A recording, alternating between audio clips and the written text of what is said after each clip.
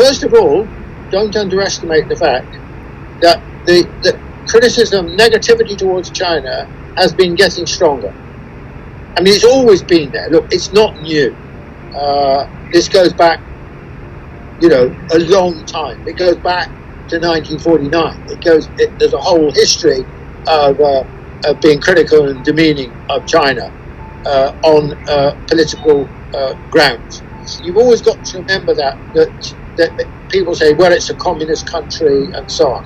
So the effects of the Cold War and Cold War attitudes are still,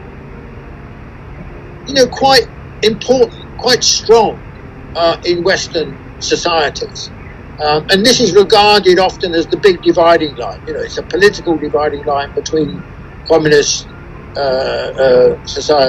countries and what they'll call democratic or liberal society. And it's got stronger in the last 4 or 5 years, I think, partly under the impact of Trump, because he's the trade war, great hostility towards China, breakdown in the old relationship between China and the United States.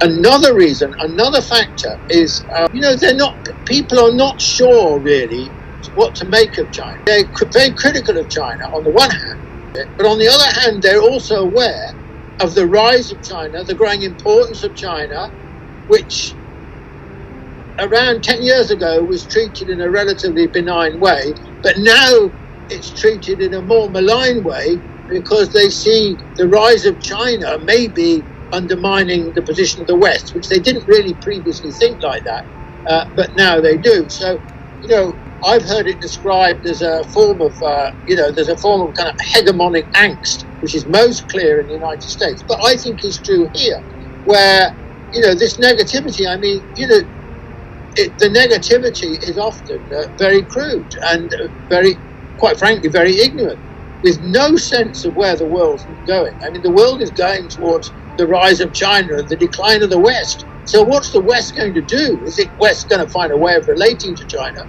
or is it just going to be shouting against China?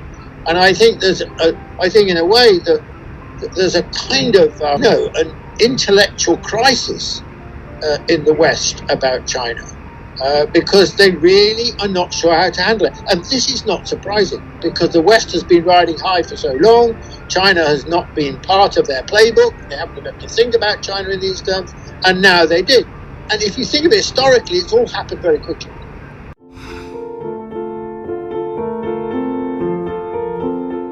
I would only say it's very important, in my view, for China to understand this, and for China to find ways of, how the West is in decline, but what the West thinks matters to China.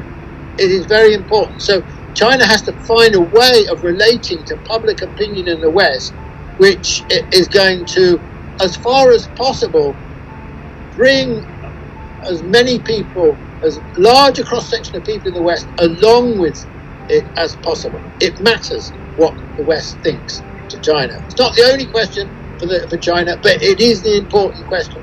And I think China's still got quite a lot to learn about that. China underestimates the importance of that, but more importantly than that, it doesn't quite understand how to do it.